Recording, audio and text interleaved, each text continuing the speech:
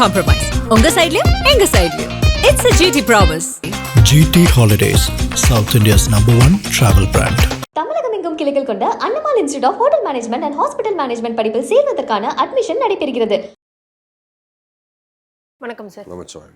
எப்படி இருக்கீங்க சார்? அருமையார், நல்லபடியாக போயிட்டு. கோவில்களை பற்றி பேசிகிட்டு இருக்கோம். ஒவ்வொரு ராசிக்காரர்களும் எந்தெந்த கோவில்களுக்கு போகணும்னு. ரிஷபம் எந்த கோவிலுக்கு போகணும்? இவங்க நிறைய கோவில்களுக்கு போயிருப்பாங்க. வாழ்க்கையில் மாற்றம் வரலையே அப்படிங்கிற ஒரு எண்ணம் அவங்களுக்கு இருந்துக்கிட்டே இருந்திருக்கும் சார். ரிஷபராசி, இப்போது இந்த ரிஷபராசிக்கான கோவில்னு பார்த்துட்டிங்கன்னா சுக்கிரனுடைய ஆதிக்கம். உடனே நம்ம எல்லாரும் பெருமாள் கோவிலுக்கு போகணும், ஏன்னா சுக்கிரன் இருக்கிறதுனால இவங்க அப்படி தான் நிறைய வழிநடத்துதல், இது நாள் வரையிலும் அப்படி தான் வழிநடத்துதல் இருந்துகிட்ருக்கு. ஆனால் இதை தாண்டி ஒரு கோவில் இருக்குது ரிஷபத்துக்கு.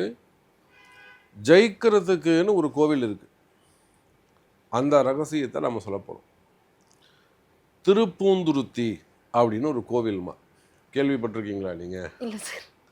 திருப்பூந்துருத்தி அப்படின்னு கோவில். இப்போது உடனே நிறைய கால் பண்ணக்கூடிய அன்பர்கள் அந்த கோவிலுக்கு எப்படி போகணும், ரூட்டை சொல்லுங்கள் அப்படின்னு தான் சொல்லுவாங்க. அதனால தான் நான் மேஷராசிக்கு சொல்லும்போது கூட கடலூர் மாவட்டம் விருத்தாச்சலம், அது மேபி மெயினான பிளேஸ் அது, அதனால் அதை கண்டுபிடிச்சிருவாங்க.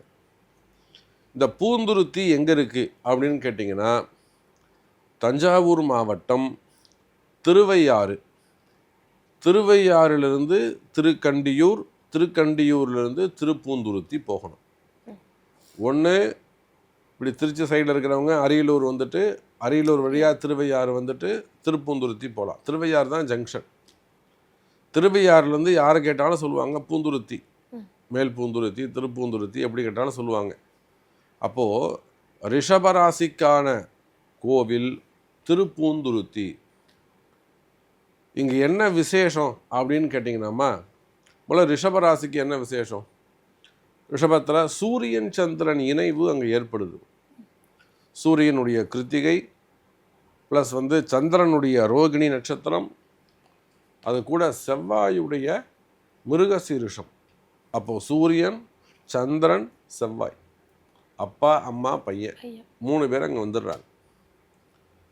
அப்போது திருப்பூந்துருத்தியில் எல்லாம் வல்ல நாவுக்கரசு பெருமான், திருநாவுக்கரசு பெருமான் முதல்ல தன்னுடைய தண்டத்தை வச்சு உழவாரப்பணி செய்த இடம் அந்த பூந்துருத்தி தான். பிறந்தது வேண்டுமானால் திருநாவுக்கரசர் திருவாமூரா இருக்கலாமே தவிர 6 வருட காலம் தங்கியிருந்து அங்கே திருப்பணி செய்தது, உழவாரப்பணி செய்தது, திருநாவுக்கரசர் மடம் அமைத்தது திருப்பூந்துருத்தி தான். இன்றைக்கும் அந்த மடம் இருக்குது. அப்போ வாழ்க்கையில் எவ்வளோ பெரிய ஆளாக வரணும்னு நீங்கள் நினச்சாலும், இல்லை எவ்வளோ பெரிய இடத்துக்கு நீங்கள் போகணும், ரீச் பண்ணணும் அப்படின்னு இவங்க நினச்சாலும், ரிஷபராசி அன்பர்கள் நினச்சாலும், உங்கள் வெற்றிக்கு முன்பாக அந்த கோவிலுக்கு போகணும். அந்த கோவிலுக்கு போயிட்டு அங்கே சரவணன் ஒரு குருக்கள் இருக்காங்க. அதெல்லாம் கிராமத்து கோவில்மா. நம்ம மெட்ராஸ் இருக்க மாதிரி காலம்பரை 7 மணிக்கு திறந்து ஒரே இதாக இருப்பாங்கன்னு சொல்ல முடியாது. கோவில் திறந்து விட்டுட்டு அவங்க மட்டும் வேலையை பார்க்க போயிடுவாங்க. ஏன்னா கூட்டம் அதிகமாக வராது. திரும்பவும் மதியானம் 12 மணிக்கு அடைச்சிப்பாங்க. அதனால் இந்த கோவில் திறந்துருக்க நேரம் காலம்பர வேலை போகிறது சிறப்பு. காலையில் ஒரு 7 மணிலேருந்து 12 மணி வரை இந்த கோவில் திறந்திருக்கும். சாயந்தரம் அதே போல் 5 to 8 இந்த கோவில் திறந்திருக்கும். அப்போ ரிஷபராசி அன்பர்கள் போக வேண்டிய கோவில் திருப்பூந்துருத்தி. ஒரு புதுமையான கோவில், ரொம்ப பழமையான கோவில், பேசும் தெய்வம். அங்கே போனால் நம்ம மனசு, நாம் ரிஷபராசியே இல்லைனா கூட நம்ம மனசு சிவபெருமான்கிட்ட பேசும். ஆகாய கங்கை இருக்குது, கங்கா நதியெல்லாம் அங்கே மோட்சத்தை கொடுக்குறாங்க. நிறைய அற்புதங்கள் அந்த திருப்பூந்துருத்தில் இருக்குது. கோவில் சொல்லிட்டீங்க, எந்த நேரத்தில் போகணும், எந்த நாளில் போகணும்? ரிஷபராசி என்பவர்கள் எப்பொழுதும் போல தன்னுடைய பிறந்த ஜென்ம நட்சத்திரத்தில் போவது சிறப்பு.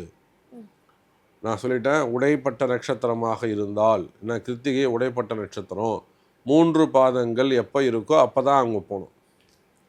ரோகிணி ஃபுல்லாகவே போகலாம். மிருகசீரிஷம் முதல் 2 பாதங்கள், ஒரு மிருகசீரிஷம் பிறந்திருக்குன்னா நட்சத்திரம் பிறந்து முதல் 12 மணி நேரத்துக்குள்ளே அவங்க அந்த கோவிலில் இருக்கணும். அடுத்த 12 மணி நேரம் மிதுனராசிக்கு போயிடும், பக்கத்து வீட்டுக்கு சொந்தமாயிடும். அப்போ அந்த நேரத்தில் இவங்க போயிட்டு பண்ணால் இவங்களுக்கான உரிமை கிடைக்காது. அப்போ உடைப்பட்ட நட்சத்திரங்கள் தங்களுடைய பாதம், ஒரு பாதத்துக்கு 6 மணி நேரம். அப்போ 4 into 6 எவ்வளோமா? 24 hours.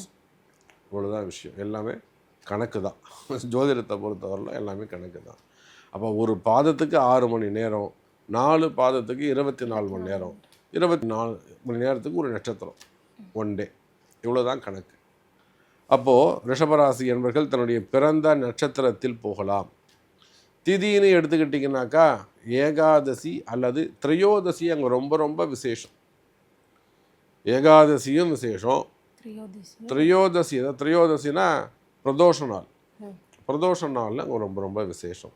அப்போ இந்த 2 திதியில் போகலாம். கிழமைன்னு எடுத்துக்கிட்டிங்கன்னா அவங்க பிறந்த கிழமையில் போகிறது தான் சிறப்பு. அவங்க வந்து எந்த கிழமையில் வேண்டுமானாலும் பிறந்த சனிக்கிழமையில் பிறந்திருக்கலாம், செவ்வாய்க்கிழமையில் பிறந்திருக்கலாம். ஸோ ரிஷபராசி என்பர்கள் நீங்கள் எந்த கிழமையில் பிறந்தீங்களோ அந்த பிறந்த கிழமையில் போகலாம். அது ஆப்ஷன் தான். ஃபஸ்ட்டு நட்சத்திரம் தான், ஜென்ம நட்சத்திரத்தில் போவது சிறப்பு. அன்றைக்கி என்னால் போக முடியலன்னா அடுத்து நீங்கள் பிறந்த கிழமையில் போகலாம். அன்றைக்கும் கால சூழ்நிலை அந்த திதியில் போகலாம். ஸோ இதன் பிரகாரம் சென்று வழிபாடு செய்வீர்களேயானால், நம்ம சொல்லப்படி அந்த பரிகாரத்தை செய்வார்களேயானால் ரிஷப ராசிக்கு வெற்றி உறுதிமா. கோயிலுக்கு போகணும்னு சொல்லிட்டீங்க சார், அங்கே போய் அவங்க என்ன மாதிரியான விஷயங்களை பண்ணணும் சார்? பரிகாரம், பரிகார கோவில் சொல்லிட்டோம், என்னைக்கு போகணும்னு சொல்லிட்டோம். அங்கே போய் என்ன பண்ணணும் அப்படின்னா, முடிஞ்சால் அங்கே இருக்கக்கூடிய மூலவருக்கு ஒரு அபிஷேகம் செய்யணும். ஒரு பால் அபிஷேகம் கூட செய்யலாம். மகா அபிஷேகம்னா எல்லாமே சேர்ந்தது. அரிசி பொடி, மாப்பொடி, அது மாதிரி மஞ்சள் பொடி, பால், தயிர், இளநீர், பஞ்சாமிர்தம், தேன், பன்னீர், அந்த மாதிரிலாம் மகா அபிஷேகம். அது மினிமம் ஒரு பால் அபிஷேகம் செய்யலாம். முடிஞ்சால் ஒரு அபிஷேகம் பண்ணுங்க. அபிஷேகம் பண்ணிவிட்டு, அபிஷேகம் பண்ண முடியலையா தப்பு கிடையாது, சாமிக்கு ஒரு வாசனை புஷ்பம், வாசனை சிவபெருமானுக்கு எது ரொம்ப வசதியானதுன்னா வில்வம் தான் அவருக்கு. அதுதான் வாசனை புஷ்பம், வேறு எதுவும் அவருக்கு தேவையில்லை. முருகராக இருந்தால் அரளிப்பூ வாங்கி போடுங்க. அப்போ அந்தந்த தெய்வத்துக்கு உகந்த வாசனை புஷ்பத்தால் ஒரு மாலை வாங்கிட்டு, எப்படியாவது அங்கே இருக்கக்கூடிய ஒரு அந்த குருக்களை அணுகி சாமிக்கு சகஸ்ரநாம அர்ச்சனை செய்ய வேண்டும். இதுதாம்மா பரிகாரம். அந்த சாமிக்கு சகஸ்ரநாம அர்ச்சனை செய்ய வேண்டும். அது எந்த கோவிலாக இருந்தாலும், எவ்வளோ பெரிய கோவிலாக இருந்தாலும். சப்போஸ் நான் வந்து நீங்கள் வெளியூரில் இருக்கிறீங்க, வெளி மாநிலத்தில் இருக்கிறீங்க, வெளிநாடுகளில் இருக்கீங்க, உங்களுக்கு அந்த குருக்களுடைய நம்பர் கொடுக்குறோம், வேணும்னா ஹெல்ப் வேணும்னா நம்ம செய்கிறோம். இல்லை உங்களுக்கு வேணும்னா நாங்கள் அந்த அர்ச்சனையை கூட உங்களுக்கு செய்து கொடுக்குறோம். கவலை, என்னால் வர முடியல, நான் வந்து இப்போ நிறைய அன்பர்கள் சொல்லுவாங்க, நான் அடிபட்டிருக்கேன், என்னால் போக முடியாது அப்படின்வாங்க, நான் வெளியூரில் இருப்பேன்னு சொல்லுவாங்க. அவங்களுக்கு வேணும்னா அந்த உதவி கூட நம்ம அவங்களுக்கு செஞ்சு கொடுக்குறோம். அப்போ அங்கே போய் அந்த கோவிலுக்கு போய் என்ன செய்யணும்னா, சாமிக்கு ஒரு அபிஷேகம் முடிந்தால், முடியலைன்னா தப்பு கிடையாது. ஆனால் கம்பல்சரியாக சகஸ்ரநாம அர்ச்சனை செய்ய வேண்டும், அதெல்லாம் சந்தேகமே கிடையாது. முடிச்சுட்டு சாமிக்கு 27 தீபம் ஏற்ற வேண்டும். 27 தீபம், 27 நட்சத்திரங்களை அடிப்படையாக கொண்டு, 27 நாமயோகங்களை அடிப்படையாக கொண்டு 27 தீபம் ஏற்றணும். ஏற்றிட்டு 27 முறை சாமியை சுற்றி வரணும். அது எவ்வளோ பெரிய கோவிலாக இருந்தாலும் சரிதான், 27 முறை அந்த கோவிலை சுற்றி வரணும். ஒரு 1.5 மணி நேரத்துலேருந்து 3 மணி நேரம் அந்த கோவிலில் நீங்கள் இருக்கணும். அங்கே உங்களுடைய ப்ரெசண்ட் அங்கே 3 hours கண்டிப்பாக இருக்கணும். அப்போ தான் நான் சொன்ன அந்த ஜென்மாந்திர முடிச்சு அந்த மண் உங்கள்கிட்ட பேசும். புரியுதுங்களா? நீங்கள் யாருன்னு அந்த மண்ணை புரிஞ்சுக்கிறதுக்கே கொஞ்சம் டைம் எடுத்துக்கும். 1.5 மணி நேரம் ஆகும். அப்போ அடுத்த 1.5 மணி நேரத்தில் தான் உங்களுடைய கர்ம வினையை போகிறதுக்கு அந்த பூமி பேசவே ஆரம்பிக்கும். இப்போ மினிமம் 3 hours நீங்கள் அந்த டெம்பிளில், அந்த கோவிலில் நீங்கள் இருக்கணும். அப்போ இந்த முறையில் அபிஷேகம், சகஸ்ரநாம அர்ச்சனை, ஒரு நைவேத்தியம், 27 தீபம், 27 முறை பிரதட்சணை வரணும். முடிச்சுட்டு கோவிலை விட்டு வெளியில் வந்து என்ன செய்யணும்? ஒரு அன்னதானம் பண்ணணும். ஒரு 11 பேருக்கோ, உங்களால் என்ன முடிஞ்சதோ, இல்லை ஒரு 2 கிலோ ஏதாவது ஒரு பிரசாதம் சொல்லி துணையில் போட்டு ஒரு 10 பேருக்கு கொடுக்கலாம். அன்னதானம் மிக மிக முக்கியம். இதில் என்னைக்கு போனோன்னா உங்கள் ஜென்ம நட்சத்திரத்தை அன்றைக்கி போகணும். நீங்கள் எந்த நட்சத்திரத்தில் பிறந்திருக்கிறீர்களோ அந்த பிறந்த நட்சத்திரத்தில் போகலாம். அப்படி இல்லைன்னா நீங்கள் பிறந்த கிழமையில் போகலாம். அப்படி இல்லைன்னா உங்கள் ராசிக்குரிய கிழமையில் நீங்கள் போகலாம் அப்படின்றத நம்ம சொல்லியிருக்கிறோம். ஸோ பரிகாரம் இதுதாம்மா. இந்த பரிகாரத்தை தான் அவங்க செய்யணும். செய்து வீடு திரும்புவார்களே ஆனால் அவங்களுடைய கர்மா எப்படிப்பட்டதா, எவ்வளோ பெரிய கஷ்டங்களாக இருக்கலாம். அது 80 கோடி கடனாக இருந்தாலும் சரி தான், இல்லை 8 கோடி கடனாக இருந்தாலும் சரி தான், இல்லை வாழ்க்கை பிரச்சனைகளாக இருக்கலாம். நிச்சயமாக அது உடையும். இது நாம் நிறைய பேருக்கு சொல்லி கொடுத்து, அவங்க ஜாதக ரீதியாக நம்ம அவங்களுக்கு சொல்லி கொடுத்துருக்குறோம்.